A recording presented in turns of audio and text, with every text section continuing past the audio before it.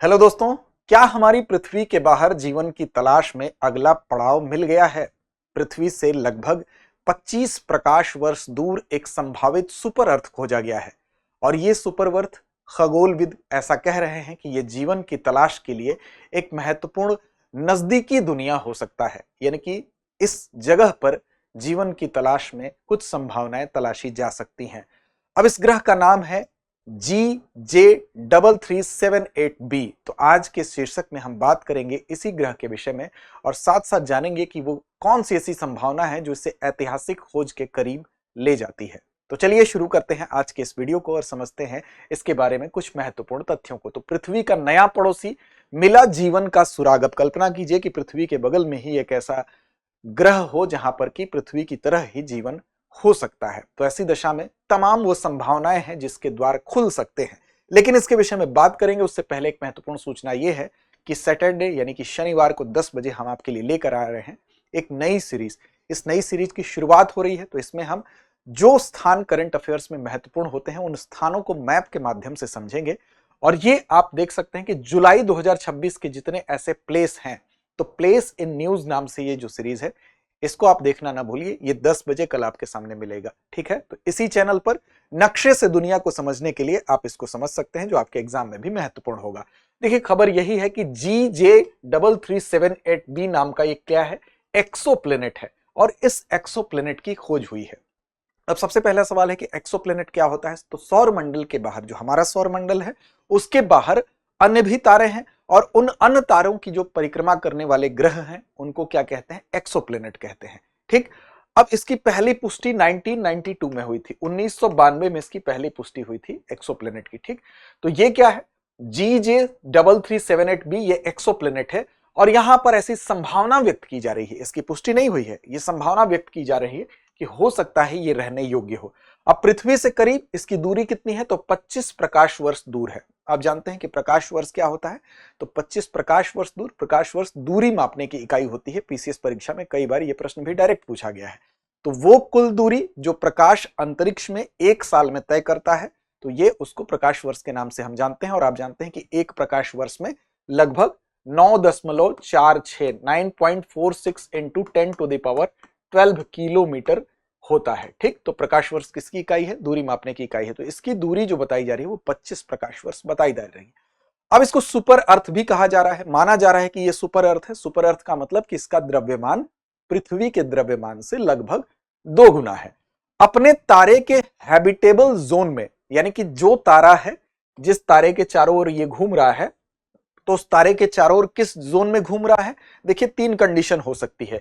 एक तो जिस तारे की परिक्रमा कर रहा है उसके बहुत करीब घूम रहा हो, एक हो सकता है कि बीच में, और एक हो सकता है कि बहुत दूर घूम रहा हो। तो जब बहुत करीब घूमेगा तो जाहिर सी बात है कि तारे के पास अपना ताप होता है, टेम्परेचर होता है, उससे यह प्रभावित होगा।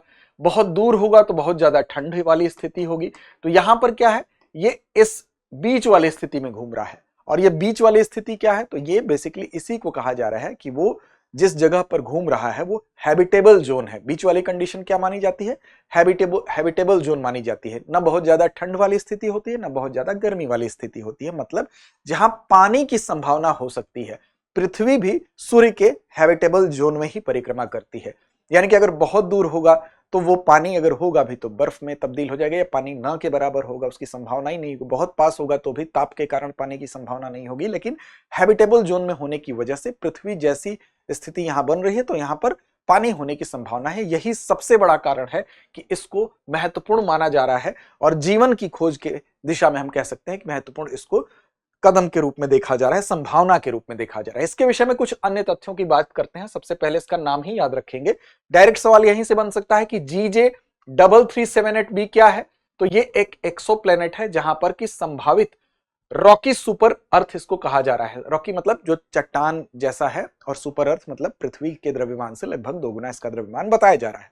अब यहां पर हम बात करेंगे तो आपको कुछ अन्य तथ्यों की भी बात करते हैं, जैसे इसकी खोज महत्वपूर्ण क्यों है। तो देखिए, ठंडा और कम चमकीला जो है रेड ड्वार्फ जो है, रेड ड्वार्फ यानी कि एक लाल बौना ग्रह, उसकी यह परिक्रमा करता है। तो ये आपको याद रखना है कि ये एक ठंडे और रेड ड्वार्फ की क्या कर रहा है, परिक्रमा कर रहा है, ठीक।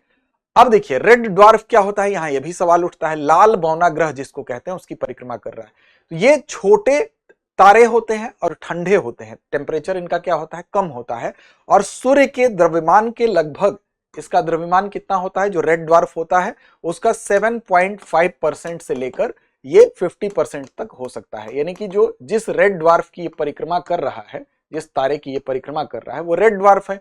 और रेड ड्वार्फ क्या होते हैं, तो रेड ड्वार्फ छोटे और ठंडे तारे होते हैं, सूर्य के द्रव्यमान का लगभग 7.5% से 50% तक इनका द्रव्यमान होता है।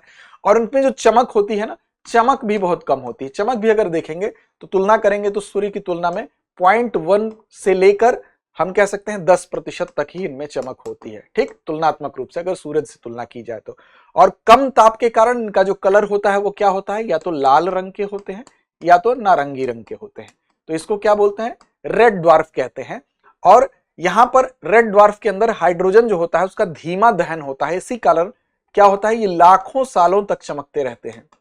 हाइड्रोजन के धीमे दहन के कारण रेड ड्वार्फ लाखों सालों तक चमकते रहते हैं। जैसे सूर्य के निकट प्रॉक्सिमा सेंचुरी का आपने नाम सुना होगा, तो वो भी क्या है, वो भी एक प्रकार का रेड ड्वार्फ ही है, ठीक है। अब देखिए यहां पर लाखों साल चमकते हैं, साथ साथ 70% तारे जो है वो रेड ड्वार्फ ही होते हैं। 70% जो तारे आप देखते हैं वो क्या होते हैं, रेड ड्वार्फ होते हैं। तो ये एक रेड ड्वार्फ की परिक्रमा कर रहा है, ठीक है। अब इससे क्या होगा, एक चीज और ध्यान रखना है आपको कि यहां पर अगर आप देखेंगे जीवन की खोज के लिए यह महत्वपूर्ण माना जा रहा है। जीवन की खोज के लिए इसीलिए महत्वपूर्ण माना जा रहा है, एक तो इसकी स्थिति, यानी कि जिस जगह पर यह परिक्रमा कर रहा है, अगर आप देखेंगे तो ये जिस तारे की परिक्रमा कर रहा है, तो ये जिस जोन में परिक्रमा कर रहा है वो पृथ्वी जैसा ही जोन है, और इसको जीवन की खोज के लिए महत्वपूर्ण माना जा रहा है, ठीक। अब यहां पर देखिए, यहां पर अगर आप देखें छोटे और कम चमकीले चूंकि होते हैं रेड ड्वार्फ, तो रेड ड्वार्फ के चारों ओर ये घूम रहे हैं, और छोटे और कम चमकीले रेड ड्वार्फ होने की वजह से ये जो ऐसे ग्रह होते हैं इनको खोजना बड़ा मुश्किल होता है, इनका पता लगाना बड़ा मुश्किल होता है, ठीक। हालांकि ये जिस जोन में घूम रहे हैं वहां पर ग्रहों के होने की संभावना ज्यादा होती है, लेकिन चूंकि ये जिस तारे की परिक्रमा करते हैं छोटे होते हैं, कम चमकीले होते हैं, तो इनके चारों ओर घूमने वाले ग्रहों को खोजना थोड़ा सा मुश्किल होता है, ठीक। अब यहां पर देखिए इस GJ3378 की जो खोज है वो किस तरीके से की गई, किस मेथड से की गई, वो भी जानना जरूरी है। तो इसके लिए जिस मेथड का इस्तेमाल किया गया वो मेथड क्या है, तो रेडियल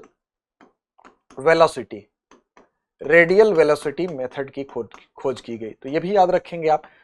रेडियल वेलोसिटी जो विधि है इसमें क्या होता है, इसमें जैसे मान लीजिए इस तारे की परिक्रमा कर रहा है एक ग्रह, ठीक। अब इसमें क्या होगा, इसमें गुरुत्वाकर्षण का प्रभाव ये तारा भी इस पर डालेगा ग्रह के ऊपर, और ग्रह भी अपने गुरुत्वाकर्षण का इंपैक्ट डालेगा तारे के ऊपर। तो दोनों एक दूसरे को प्रभावित करते हैं। तो कहीं ना कहीं ये जो बीच में तारा है ये ग्रह के इस एक्सोप्लैनेट के गुरुत्वाकर्षण प्रभाव से थोड़ी थोड़ी इसमें क्या होगा, ये वुबल होगा। वुबल का मतलब ये डगमगाता है, और इस डगमगाहट के आधार पर, इस गुरुत्वाकर्षण के प्रभाव से जो डगमगाहट है, इस डगमगाहट के आधार पर इसका अध्ययन किया जाता है, ठीक। तो यहां पर जिस विधि का इस्तेमाल किया गया है वो रेडियल वेलोसिटी है। और रेडियल वेलोसिटी क्या है, ग्रह और तारे के परस्पर गुरुत्वाकर्षण से तारे में होने वाली डगमगाहट के आधार पर ग्रहों का अध्ययन जो है उसको रेडियल वेलोसिटी कहते हैं, ठीक। तो यहां पर इसके माध्यम से इसके न्यूनतम द्रव्यमान का, इस ग्रह का न्यूनतम द्रव्यमान कितना है, साथ साथ इसकी कक्षा क्या है, इन चीजों का अनुमान लगाया जा सकता है। तो इसी के आधार पर इसका अनुमान लगाया गया है। अब पृथ्वी की तुलना में ये जो तारकीय प्रकाश प्राप्त करता है, इस तारे से जो प्रकाश प्राप्त होता है, अगर पृथ्वी से तुलना करें, पृथ्वी सूर्य से जितना तारकीय प्रकाश प्राप्त करती है उसकी तुलना में ये ग्रह जो है वो 90% प्राप्त करता है। यानी कि अगर मान लीजिए पृथ्वी 100 यूनिट प्राप्त कर रही है तो ये तारा कितना कर रहा है, ये ग्रह कितना कर रहा है, 90 यूनिट कर रहा है, ठीक। तो ये भी है। तो मतलब क्या हुआ, मतलब पृथ्वी जैसी ही परिस्थितियां हैं, पृथ्वी जैसा ही टेम्परेचर ये प्राप्त कर रहा है। अब देखिए सबसे इंपॉर्टेंट इसका जो जोन है, तो हैबिटेबल जोन में इसके होने के कारण, इसके परिक्रमा करने के कारण पृथ्वी जैसी स्थिति बन रही है। तापमान भी अपने तारे से पृथ्वी जैसे ही, जितना सूर्य प्राप्त करता है, सूर्य से पृथ्वी प्राप्त करती है उतना ये प्राप्त कर रहा है।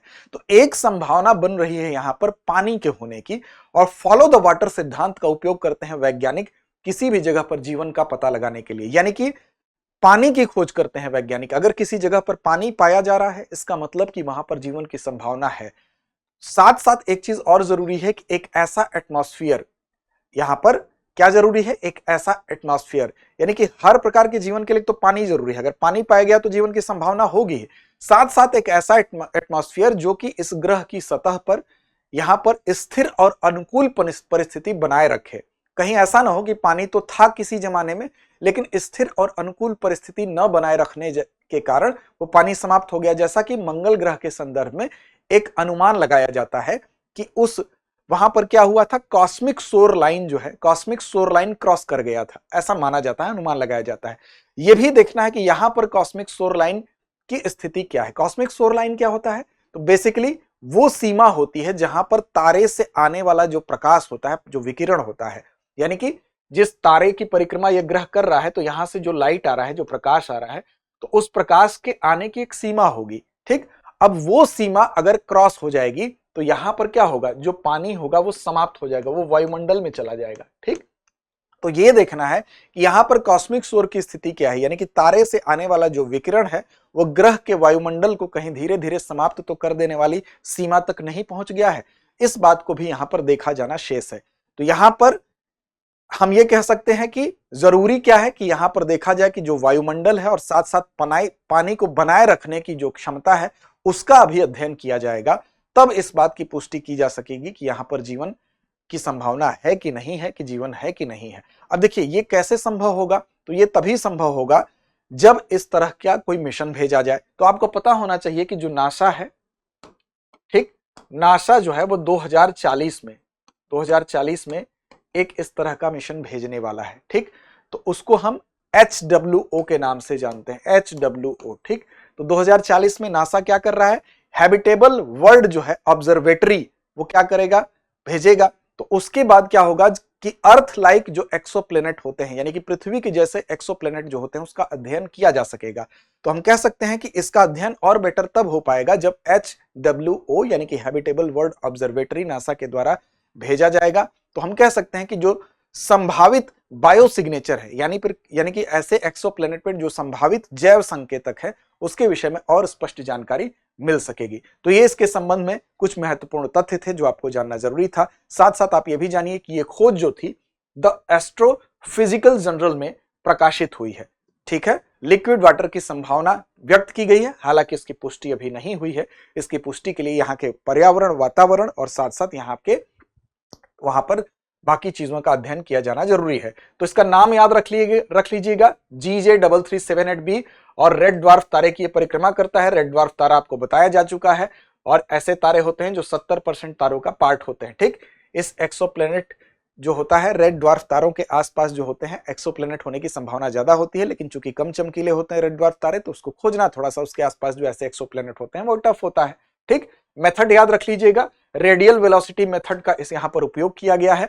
और साथ साथ दो नाम और याद रखिएगा, एक है हबी एबर्ली टेलीस्कोप और साथ साथ वाइन टेलीस्कोप, इनका इस्तेमाल किया गया है इनके अध्ययन में, इनको देखने में। ठीक, और इसको जिस तारामंडल में स्थित है वो भी याद रखिएगा, तो कैमलो पार्डेलिस जो है तारामंडल में इसकी स्थिति है। ठीक, और दूरी कितनी है, तो 25 प्रकाश वर्ष दूरी है, लेकिन फिर भी इसको हमारे निकटतम संभावित कॉस्मिक नेबर के रूप में जाना जा रहा है, क्योंकि मिल्की वे देखेंगे तो उसकी दूरी तो और ज्यादा है, 10,000 प्रकाश वर्ष है। तो जब उससे तुलना करते हैं तो लगता है ये तो हमारा काफी निकटतम संभावित कॉस्मिक नेबर है, यानी कि हमारा पड़ोसी है। ठीक, अब जीवन की संभावना और भविष्य के लिए जो बातें आपको हमने बताई कि फॉलो द वाटर सिद्धांत को यहां पर अक्सर वैज्ञानिक फॉलो करते हैं, इसलिए यहां पर क्या है, इसलिए यहां पर हैबिटेबल जोन में होने की वजह से लिक्विड वाटर की संभावना हो रही है, लेकिन फॉलो द वाटर सिद्धांत की वजह से भी अध्ययन किए जाने की जरूरत है। और दूसरा अध्ययन किए जाने की जरूरत है यहाँ के एटमॉस्फेयर को,